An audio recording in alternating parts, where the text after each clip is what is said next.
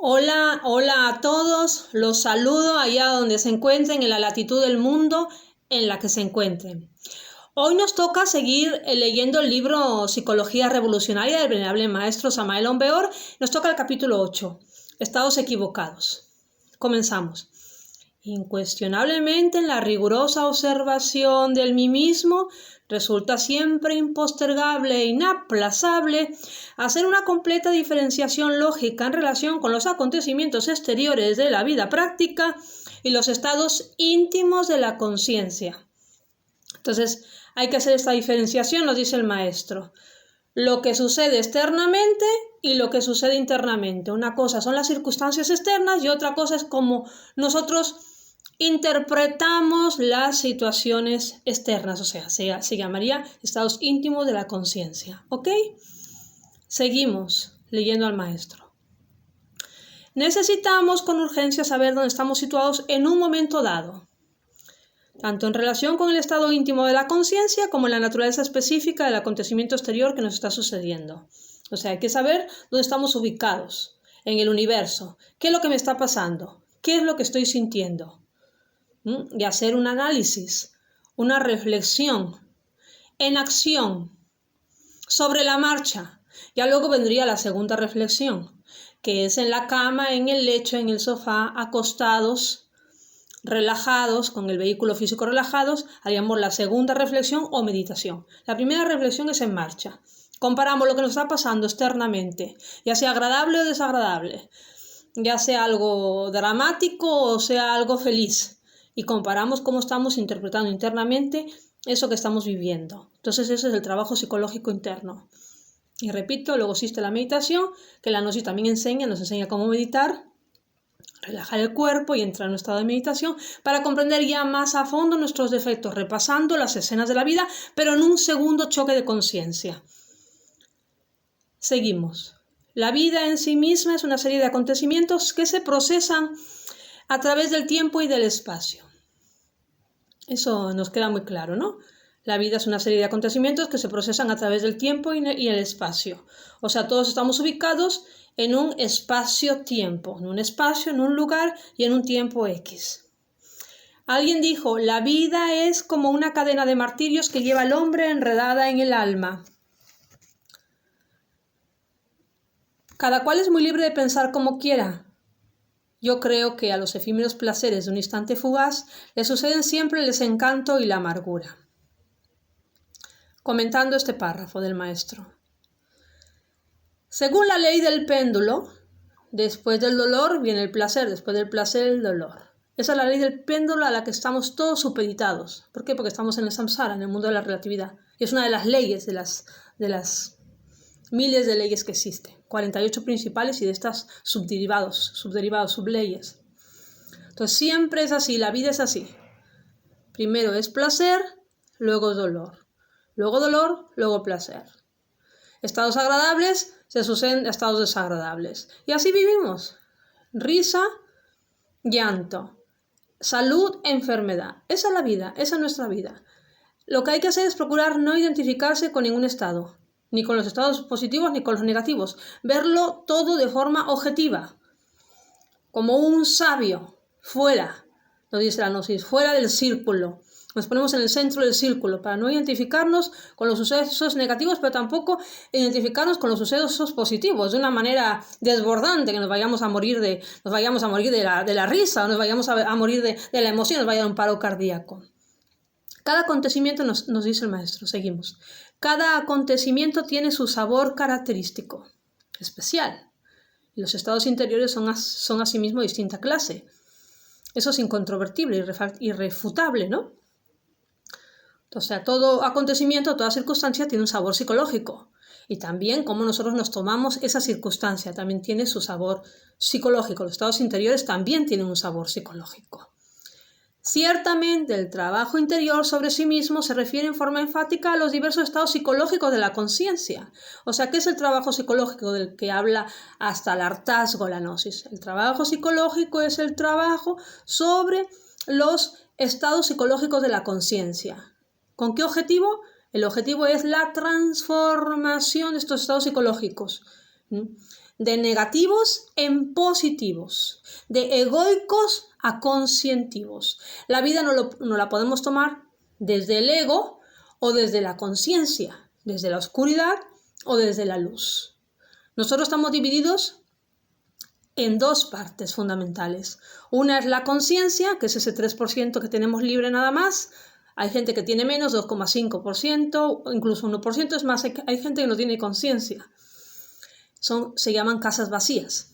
La conciencia somos nosotros. Ese porcentaje de luz que todavía nos queda libre, que el ego no ha atrapado, no ha embutido, no ha dominado, no ha controlado. Que está supeditado al ego, pero no está embotellado en el ego. O sea, no ha desaparecido, está libre. Supeditado por el ego, influenciado por el ego, pero libre, relativamente libre. Y el ego. Entonces somos conciencia y ego. Cuando hablamos de ego, hablamos de entidades tenebrosas. No hablamos de algo bonito, de algo agradable.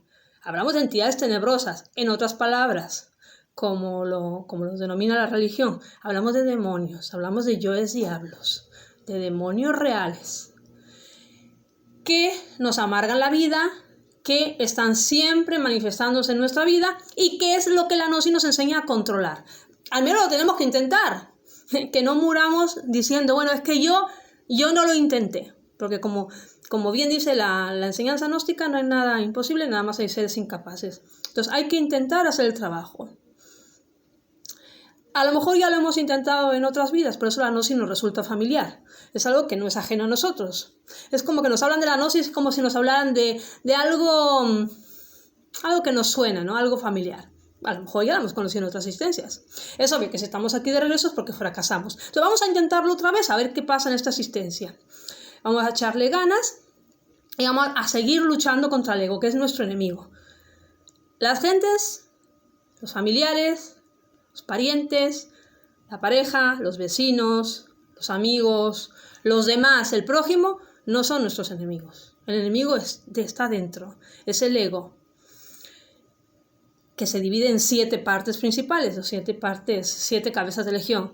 Ya lo hemos mencionado y lo vamos a seguir mencionando reiterativamente. Lujuria, que es el principal, es la causa de todo.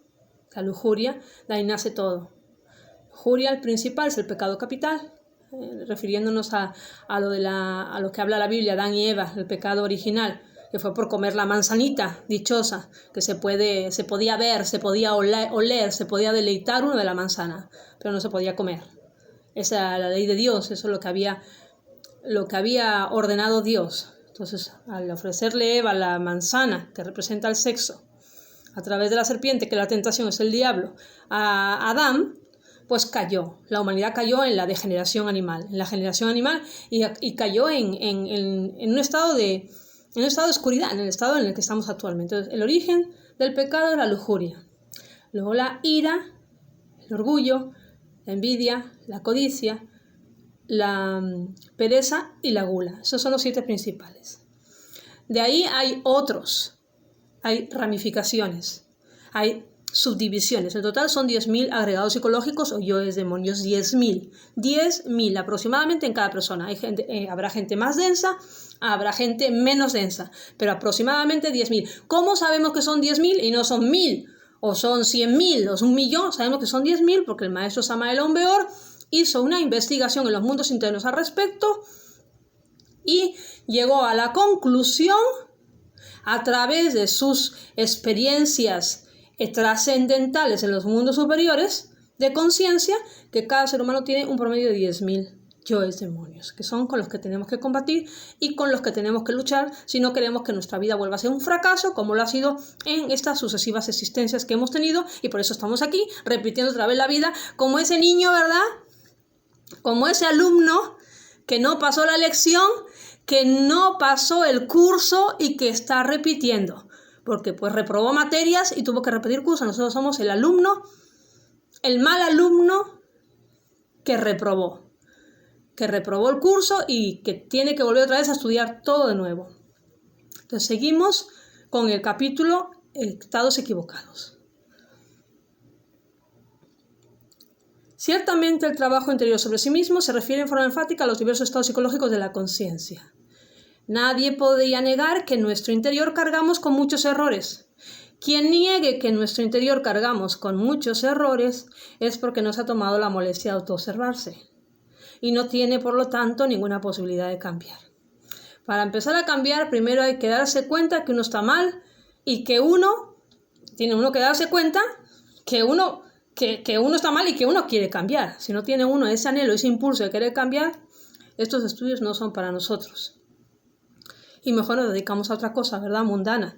En vez de pues estar escuchando o tratando de estudiar algo que todavía no estamos en la madurez anímica para hollar, ¿no? Entonces repito lo que dice el maestro: nadie podría negar que en nuestro interior cargamos con muchos errores. El que lo niegue es porque no se conoce en absoluto. Y que existen estados equivocados. Los estados equivocados que dice el maestro, que existen estados equivocados y que cargamos muchos errores, se refiere a los estados que provoca cada ego. Cada ego de esos 10.000 provoca su respectivo estado interno. Y lo sentimos en nuestro cuerpo, en nuestros cuerpos, porque son varios, son 7 cuerpos principales, no nada más lo sentimos en el cuerpo físico. Lo sentimos en el cuerpo físico, en el cuerpo vital, en el cuerpo astral, en el cuerpo mental, en el mundo de la mente, etc. Hay otros cuerpos. Entonces, cada ego provoca ese estado equivocado.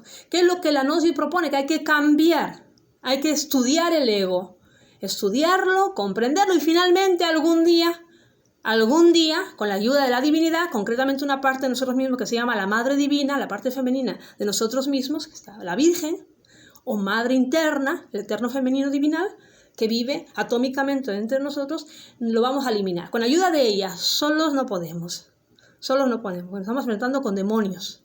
Estamos hablando de demonios, de agregados psicológicos, algo que está agregado a nuestra psiquis, que personifica el mal, que tiene fuerza en el mal y para el mal. Aquí no estamos hablando de elementales, aquí no estamos hablando de energías amorfas, estamos hablando de energías muy concretas que nos quieren hacer fracasar como almas, que nos quieren hacer fracasar espiritualmente como ya lo han hecho en otras existencias. Estamos hablando de cosas graves. Hay que enfrentarse a esos demonios y es feo, se siente feo, porque decirle no a un demonio es feo, porque tú le dices no al demonio y el demonio te va a decir que sí. Y tiene las armas, tiene las artimañas y tiene las herramientas para salirse con la suya. Hay un dicho popular por ahí que dice: es más sabio el diablo por viejo que por diablo. El ego ya se la sabe de todas. Ya ha vivido mucho, es muy viejo. El diablo, el ego es muy viejo. Entonces hay muchas posibilidades de que nos gane. Ya lo ha hecho. Vamos a intentarlo. Todos estamos en el intento. Aquí no significa que vayamos a tener éxito, pero por lo menos lo vamos a intentar. No nos vamos a morir. Las personas que tenemos anhelos espirituales reales, no nos vamos a morir en el intento. Vamos a morirnos diciendo: yo por lo menos intenté destruirte, intenté comprenderte y destruirte, bestia. Porque sí hemos visto que hay una bestia de múltiples cabezas, como nos la describe la víctima, como nos lo describe la Biblia, las Sagradas Escrituras. Hay una bestia, hay algo que nos incita al mal. Por más que nosotros querramos ser buenitos y querramos estar en el camino recto, hay algo que nos incita al mal. Y no es esporádicamente, si nos autoobservamos es de instante en instante. Hay algo que nos incita al mal, hay algo que nos incita a la lujuria, hay algo que nos incita a la ira, al odio, a la impaciencia. Hay algo que dentro nuestro que nos incita a ser soberbios, a creernos que sabemos, que lo sabemos todos, que no necesitamos de los demás, de la ayuda de los demás. Hay algo dentro de nosotros que nos incita a la envidia, a desear lo que tiene el otro, desearlo morbosamente. No estoy hablando de una envidia sana, desearle la felicidad, no, desear morbosamente lo que tiene el otro y odiar al otro porque tiene lo que yo no tengo. Hay una energía, hay un estado interno que nos incita a la codicia, a amar exageradamente el dinero, y a no saciarnos con el dinero, porque mientras más tenemos, más queremos y más. Estamos en el proceso del más dinero, más bienes materiales. Si tengo un coche, quiero otro coche mejor. Y si tengo 2 coches, quiero 3 y quiero una colección de coches. Y quiero una casa, no me conformo con una, porque es muy pequeña. Quiero otra, y quiero una en el campo, y quiero una en la ciudad, y quiero otra con piscina. Y hay algo dentro que nos incita a la pereza. Oh, la pereza, que no nos deja trabajar psicológicamente. Ya no me refiero nada más a trabajar físicamente, a ganarnos la vida. No nos deja trabajar psicológicamente. Es la pereza, la entropía que no nos deja en paz, que nos dice, ay, no, mañana. Hoy no tengo ganas, hoy tengo sueño, hoy estoy cansada, he trabajado mucho, he llegado muy tarde del trabajo, no, mañana, hoy no quiero meditar. Pero es que no hay excusa, porque aunque no tengamos tiempo para meditar, entre comillas, la autoobservación psicológica la podemos hacer a cada momento. No es necesario que estemos en un lecho relajados para autoobservarnos. Esa la podemos llevar a cabo, ese ejercicio de autoobservación psicológica lo podemos llevar a cabo en cualquier lugar. Instante en instante, segundo en segundo, no hay excusa. La gula, ¡ay, la gula! Cómo nos atormenta la gula, cómo atormenta a la humanidad, que no nos permite comer cosas sanas. Que no nos permite hacer ayunos con lo sanos que son los ayunos. Prueben hacer un día de ayuno, 3 días de ayuno, una semana de ayuno. Van a ver qué bien se siente. Obviamente ayuno con líquidos, no ayuno completo, ayuno con líquidos, ayuno de agua o con limón, ajo y limón, etc. Y un poquito de miel.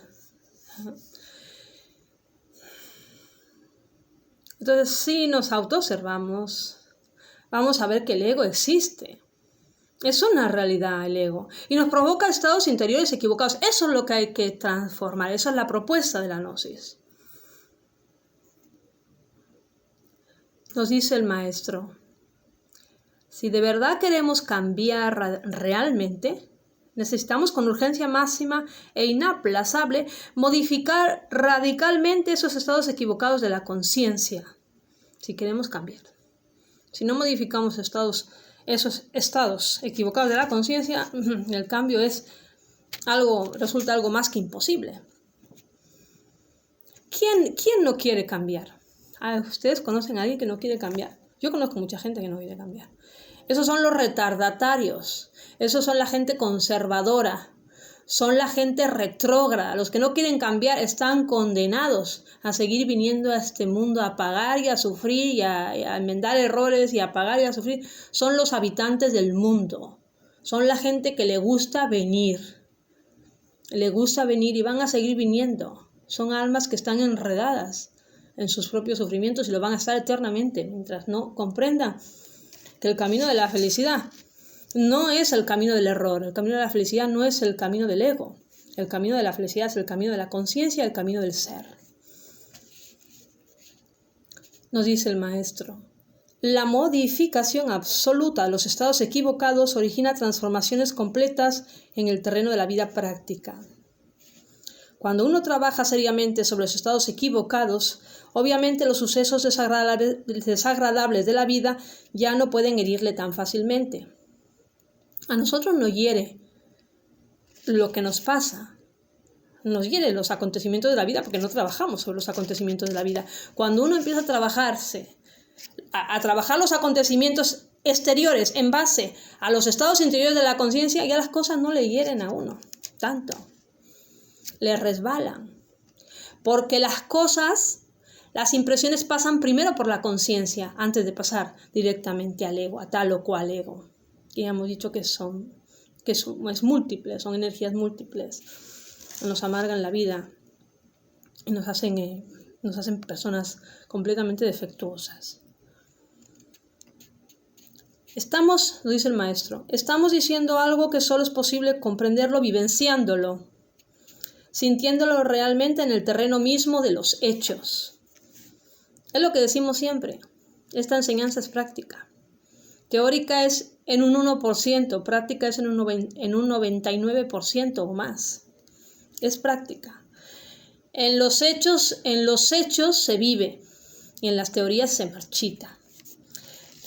Nos dice el maestro, quien no trabaja sobre sí mismo es siempre víctima de las circunstancias. Quien no trabaja sobre sí mismo es siempre víctima de las circunstancias. Es como mísero leño entre las aguas tormentosas del océano. Repito. Es como mísero leño entre las aguas tormentosas del océano. Los acontecimientos cambian incesantemente en sus múltiples combinaciones. Vienen uno tras otro en oleadas, o sea, son influencias los acontecimientos, influencias que advienen a nosotros y que nos hacen sentir de tal o cual forma. Ciertamente existen buenos y malos acontecimientos. Algunos eventos serán mejores o peores que otros. Modificar ciertos eventos es posible. Alterar resultados, modificar situaciones, etcétera, está ciertamente dentro del número de las posibilidades. O sea que dentro del mundo de las posibilidades y dentro del mundo de las probabilidades es posible alterar y modificar situaciones y por lo tanto eventos. Seguimos. Pero existen situaciones de hecho que de verdad no pueden ser alteradas. En estos últimos casos deben aceptarse conscientemente, aunque algunas resulten muy peligrosas y hasta dolorosas. O sea, hay situaciones, nos dice el maestro, que no se pueden cambiar. Hay dos tipos de karma. El karma normal, que es negociable. Negociable significa que se puede cambiar, se puede negociar, se puede modificar, por lo tanto. Hay otro tipo de karma que no se puede cambiar. Se llama kama duro en sánscrito o karma duro. Kama dura, sí es la palabra en sánscrito. Ese no es negociable. Entonces son situaciones de verdad que no pueden ser alteradas porque es karma duro. Enfermedades incurables, cegueras de nacimiento, que ya no puede la persona recuperar la vista. No hay manera. Son karmas duros, que sí o sí los tienes que pagar, que sí o sí los tienes que sufrir hasta la última consecuencia. Hasta lo último, hasta la última letra se pagan, porque son karmas duros. Producto de acciones muy negativas, imperdonables por la divinidad de otras existencias o de esta misma existencia. Algún delito muy grave que no se pueda canjear con un crédito, se pueda pagar por letras, se pueda pagar con un crédito, se pueda cambiar por otra cosa, un karma muy pesado se pueda cambiar por otra cosa menos pesada, en base al sacrificio por la humanidad, en base a ayudar al prójimo, etc.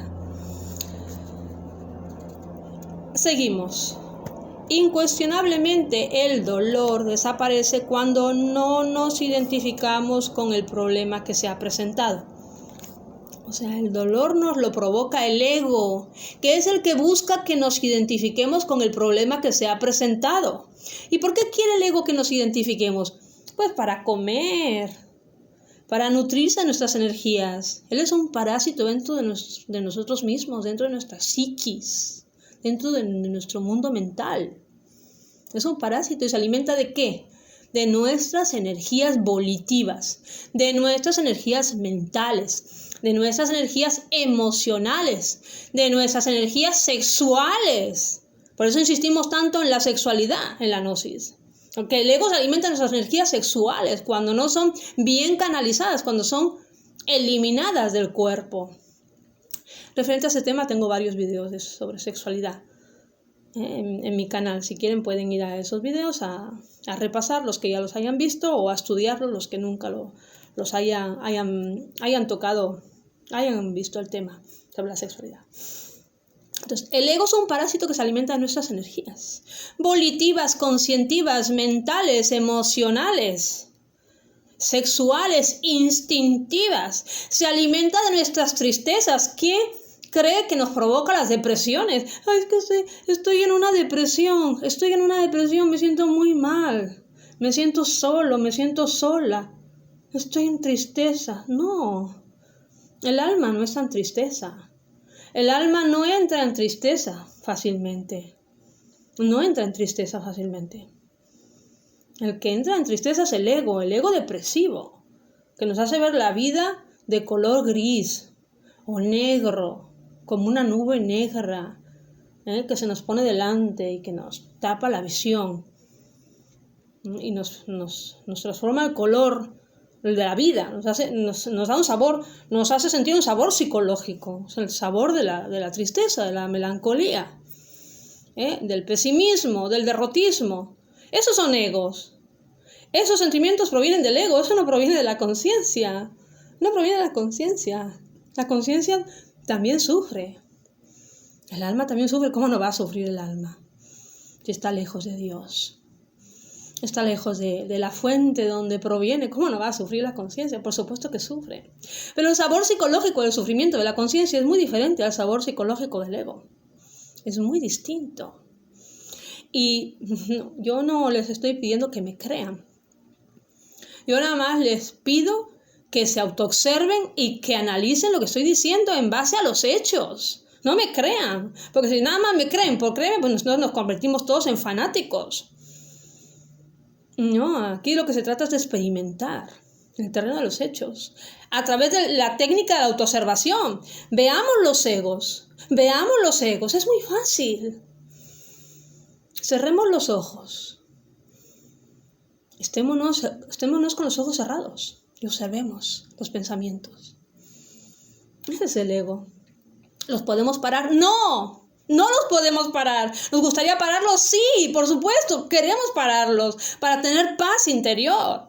Que nos dejen de atormentar los pensamientos sucesivos en procesión, uno tras otro, y no nos dejan en paz. ¿A cuál más negativo? Porque si fueran sentimientos llenos de positivismo, llenos de luz, de esperanza, de fe, de amor. No, pero son pensamientos llenos de preocupaciones. Cerremos los ojos. Tratemos de estar 10, 15 minutos con los ojos cerrados y vemos la procesión de los pensamientos. Y que no los podemos parar, por más que querramos. ¿Cómo hacemos para parar la mente? El tren de pensamientos. ¿Cómo hacemos para parar ese tren, para detenerlo y decir, stop, no quiero pensar, yo tengo derecho a no pensar. Yo tengo derecho, como ser vivo, como ente divino, yo tengo derecho a tener paz. ¿Y qué es lo que no me permite tener paz? El ego. No, yo no creo eso que dices tú, no, el ego. ¿Qué es eso el ego? Eso no existe, te lo estás inventando. El maestro Samuel se lo inventa, eso. ¿Cómo el ego va a existir? Agregados psicológicos, demonios internos. Pero qué exagerada eres y qué exagerada es la gnosis. No, señores, ninguna exageración. Cierren sus ojos. Nada más les pido 10 minutos. 10 minutos de su tiempo. Hagan el ejercicio, si así lo desean, para corroborar mis palabras. 10 minutos de su tiempo. Nada más estoy pidiendo 10 minutos de su vida. Cierren los ojos y traten de parar los pensamientos. Les apuesto lo que quieran a que no van a poder. No podemos. Entonces, si no podemos, es que significa que hay algo anormal dentro que está funcionando solo. ¿Qué es eso que está funcionando solo, que no nos deja vivir en paz? El ego. El ego, el mí mismo, el sí mismo.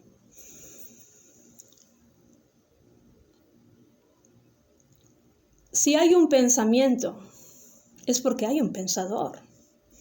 ¿Quién está pensando? Si yo no estoy pensando, si yo no quiero pensar, te estoy diciendo mente, te estoy ordenando que te calles. Cállate, déjame en paz. 10 minutos de mi vida, déjame en paz. No obedece.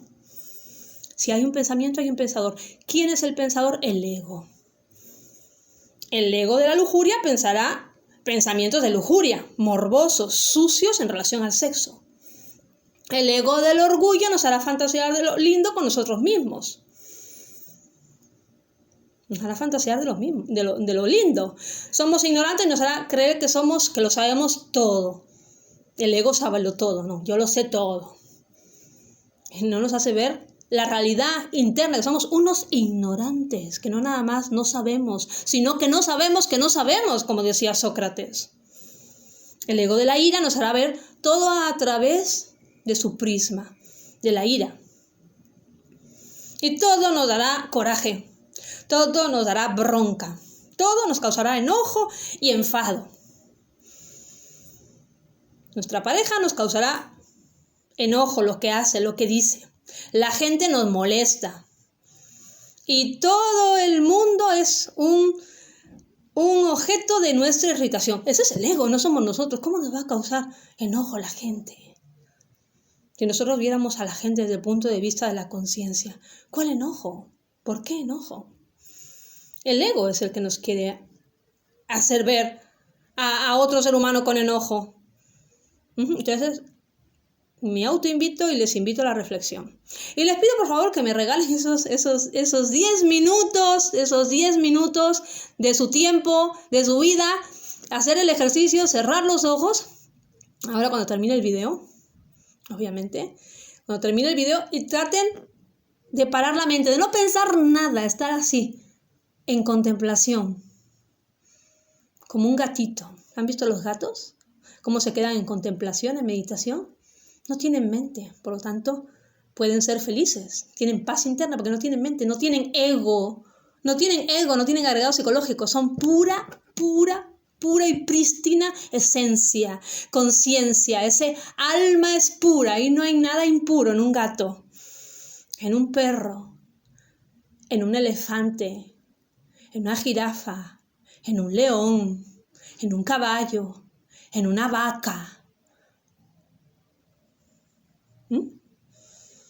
Entonces se supone que nosotros estamos en la escala evolutiva por encima de ellos. ¿Y cómo es que nosotros no podemos parar nuestra mente y ellos sí? Se pueden quedar en un estado contemplativo. Porque no tienen ego. Entonces, hay algo con lo que luchar y no es contra el mundo. No es contra los demás. Es contra nosotros mismos, contra nuestros estados equivocados, contra nuestro querido ego. Porque encima lo queremos a muerte. Lo queremos, lo defendemos a muerte. Porque no sabemos que eso no somos nosotros. Porque pensamos que eso, que habla, que siente, que actúa, porque cada ego tiene su propio pensamiento, sentimiento y volición, acción. Somos nosotros y no somos nosotros. Imagínense cuán equivocados hemos estado, creyendo que lo que decimos, pensamos, sentimos y hacemos, lo estamos haciendo nosotros. Y no, en el 97% de las veces. En un 97% de las veces aproximadamente, no somos nosotros los que hablamos, ni los que pensamos, ni los que sentimos, ni los que hacemos tal o cual cosa. Es tal o cual ego. Y si no nos autoobservamos, y si no vemos al ego en nuestra vida, cómo actúa y cómo nos desgracia la vida, estamos perdiendo el tiempo miserablemente, porque la vida es para eso. La vida es para comprender lo que uno tiene dentro y cambiarlo, transformarlo. No hay otra manera de llegar a Dios. No hay otra manera posible de llegar al ser si no es muriendo al ego. Y al ego se lo mata primero observándolo. Al enemigo primero se lo observa, después se lo comprende, lo va uno observando, lo va uno estudiando, lo va uno viendo en acción, cuáles son sus puntos débiles. El enemigo es interno, no es externo. Luego lo va comprendiendo, va poniéndose en su lugar y finalmente le da uno garrote, finalmente lo mata. Ese es el procedimiento. Observación, comprensión y eliminación. La eliminación no la podemos hacer nosotros mismos, lo vamos a hacer con la ayuda de la Madre Divina. Por eso hay que hacerse amigos de la Madre Divina, hay que hacerse devotos de la Madre Divina. Esas son cosas que la Gnosis enseña. La Gnosis tiene muchas particularidades, la Gnosis tiene muchas partes, tiene muchos puntos. La Gnosis no nada más es el trabajo psicológico, la Gnosis es el trabajo con las energías creadoras. La Gnosis es el trabajo con los demás, con la carne y la sangre, con el público, con el prójimo, con la gente. La Gnosis es muy completa, es una enseñanza muy completa. No nada más es el trabajo psicológico sobre el ego, es nacer, morir y sacrificarse por la humanidad. La Gnosis tiene 3 factores fundamentales, 3: nacer, morir y sacrificarse por la humanidad. Seguimos entonces con el capítulo. Dice así el maestro. Debemos considerar la vida como una serie sucesiva de estados interiores. Una historia auténtica de nuestra vida en particular está formada por todos esos estados. Eso es una vida. Una vida no es cuándo nací, a qué escuela fui, cuándo me casé, con quién me casé, cuántos hijos tiene, cómo se llaman mis hijos, si tuve o no dinero, en qué trabajo, dónde trabajo, por qué trabajo. No, una vida no es nada más eso. No son eventos externos. Una vida son estados internos, una serie sucesiva de estados internos que van acompañados obviamente con los estados o con los eventos externos o circunstancias. Dice el maestro, al revisar la totalidad de nuestra propia existencia, podemos verificar por sí mismos en forma directa que nuestras situaciones desagradables fueron posibles gracias a estados interiores equivocados. Si nosotros no nos hubiéramos identificado con tal o cual yo psicológico, no nos hubieran pasado todas las desgracias que nos han pasado. Todas las cosas de las que ahora probablemente nos arrepentimos. Ay, ¿por qué actué así? Si hubiera actuado de otra forma, el resultado sería otro y yo no estaría ahora así. Estaría de esta otra forma mejor. Mi vida no se hubiera derivado así como se derivó por tomar una mala decisión, por dejarme llevar por un estado equivocado de conciencia. Mi vida sería otra, estaría mejor encaminada. O sea, ¿de cuántas cosas tenemos que arrepentirnos? Todo por dejarnos llevar por nuestro querido ego, que lo queremos, que lo idolatramos. Por eso lo defendemos a muerte y lo justificamos. ¿Quién no justifica sus errores? ¿Quién? Todos justificamos nuestros errores. No, es que yo soy buena. Es que yo en el fondo soy bueno. No, yo no fui. Yo soy así porque así mis papás me enseñaron. O porque tengo traumas de la infancia. No. Yo te engañé, como hay gente, ¿no? He escuchado. Yo te engañé porque es que tú no me prestabas atención. Entonces te lo mereces, te lo buscaste, por eso te engañé, porque no me prestaba suficiente atención. O sea, un desastre. O sea, nuestras reflexiones y nuestras justificaciones, cómo defendemos a nuestro querido ego es un desastre, por eso nos va como nos va. Y no somos felices y nunca vamos a ser felices de esta manera. Hay que aprender a vivir inteligentemente.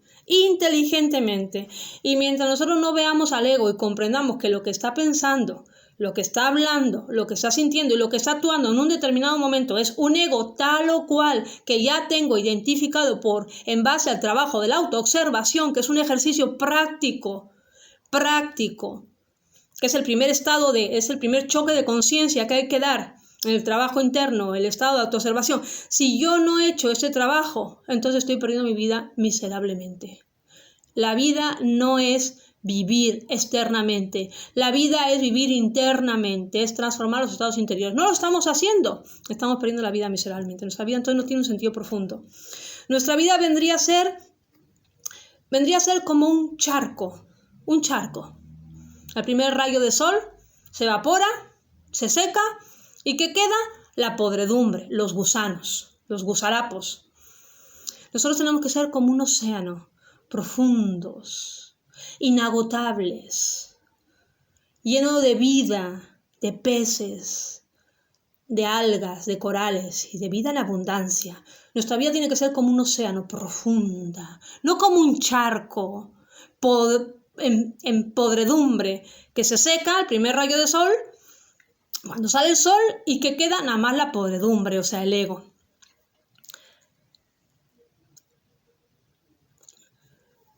Todo esto que estamos diciendo no nos lo van a decir en la escuela. No lo vamos a escuchar en la calle. Al contrario, en la escuela, en la calle, en el mundo horizontal, en la vida mundana horizontal, vamos a escuchar cosas que nos van a, si nosotros no tenemos cuidado, nos van a tirar hacia abajo. No nos van a ayudar a reflexionar, no nos van a ayudar a nuestro crecimiento interno, a nuestra evolución espiritual, nos van a tirar hacia abajo. Entonces hay que tener cuidado con lo externo, para que lo externo no nos malinfluencie, para que los acontecimientos externos no nos generen estados equivocados interiores de conciencia. Seguimos con el capítulo. Alejandro Magno, aunque siempre fue temperante por naturaleza, se entregó por orgullo a los excesos que le produjeron la muerte. Francisco I murió a causa de un sucio y abominable adulterio, que muy bien recuerda la historia todavía. Cuando Marat fue asesinado por una monja perversa, se moría de soberbia y de envidia. Se creía a sí mismo absolutamente justo. Las damas del Parque de los Ciervos incuestionablemente acabaron totalmente la vitalidad del espantoso fornicario llamado Luis XV. Este párrafo lo van a entender las personas que ya han visto mis videos sobre la sexualidad. ¿De qué habla el maestro con esto de que las damas del Parque de los Ciervos incuestionablemente acabaron totalmente con la vitalidad espantoso fornicario? O sea, los que sepan lo que significa fornicar, que es extraer del cuerpo las energías creadoras. Bueno, el que quiera conocer un poco más sobre ese tema tiene que remitirse a esos videos sobre sexualidad que están en mi canal, tengo varios sobre ellos. Y que en la Gnosis estudiamos mucho el tema de las energías creadoras, porque es imprescindible el ahorro y la buena canalización de las energías creadoras o energías sexuales para el progreso interior.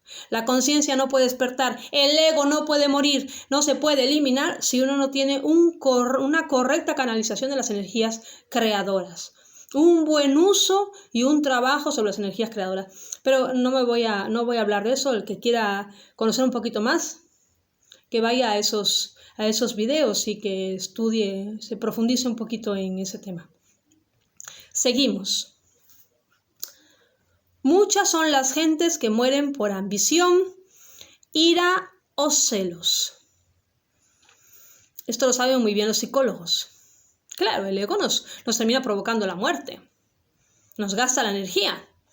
Los valores vitales o valores Bobin-Calden-Notch, como los llaman los tibetanos, son nuestras reservas energéticas. El ego hace su agosto con nuestras reservas energéticas, con los Bobin-Calden-Notch. Hace su agosto. Los gasta, los malgasta, los derrocha en beneficio de su propia existencia para sobrevivir. Y no nada más para sobrevivir, para multiplicarse. Porque el ego se reproduce, es un parásito, nada más que es un parásito psíquico, es como una larva y se reproduce. Crea sus huevos y se reproduce en nuestra psiquis. Y no es algo que se crea de vez en cuando me porto mal o cuando me identifico mucho con tal agregado psicológico como el de la ira o el de la lujuria, que veo alguna imagen pornográfica y hago algún derroche de mi energía sexual. No es algo que se crea ya de vez en cuando, una vez al año. No. El ego es algo que se crea todos los días. Todos los días. Es más, el ego se puede crear incluso de instante en instante, de momento en momento. Y si no se crean egos nuevos ese día, por lo menos se han alimentado los egos que ya se tienen, se han fortalecido.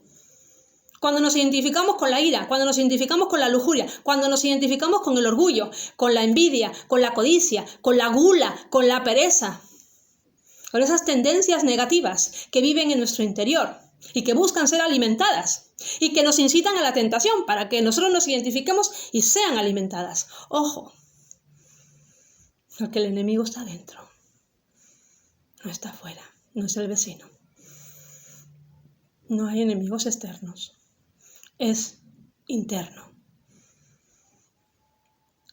Seguimos, dice el maestro. Muchas son las gentes que mueren por ambición, ira o celos, esto lo saben muy bien los psicólogos.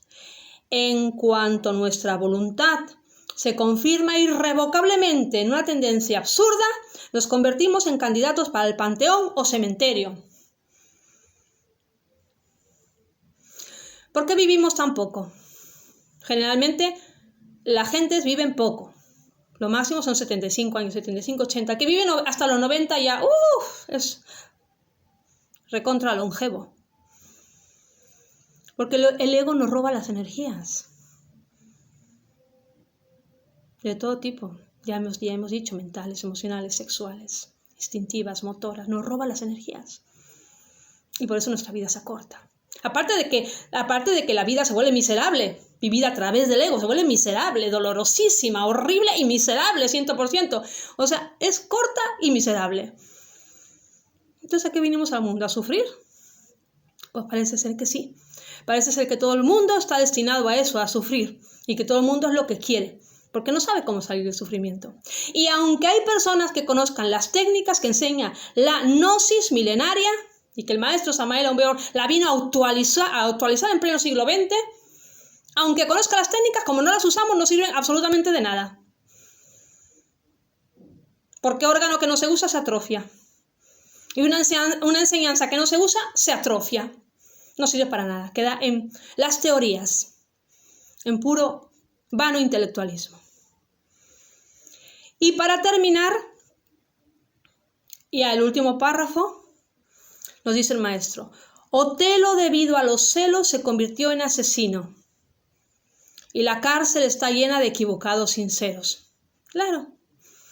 ¿Cuántas personas por celos no han matado? ¿Cuántas personas por celos no han matado? Al tercero en discordia, la manzana de la discordia. ¿O cuántas personas por celos no han perdido la vida? O han terminado en la cárcel. O sea que la cárcel está llena de equivocados sinceros. Equivocados sinceros significa la persona que cree que lo que está haciendo es correcto, pero no es correcto. Es incorrecto, por eso es un equivocado sincero. Sincero en la medida que cree que es correcto. Pero no es incorrecto. Nosotros reflexionamos nuestra vida y la vemos desde el prisma de la reflexión. Vamos a ver que prácticamente el 99% de lo que hemos vivido es incorrecto. Ha sido una vida mal vivida, de malas decisiones. O sea, somos equivocados sinceros, porque nos hemos equivocado, sinceramente, pero nos hemos equivocado al dejarnos llevar por el ego. Entonces, hasta aquí el capítulo 8 del libro Psicología Revolucionaria. Aquí lo dejamos y nos vemos en la próxima.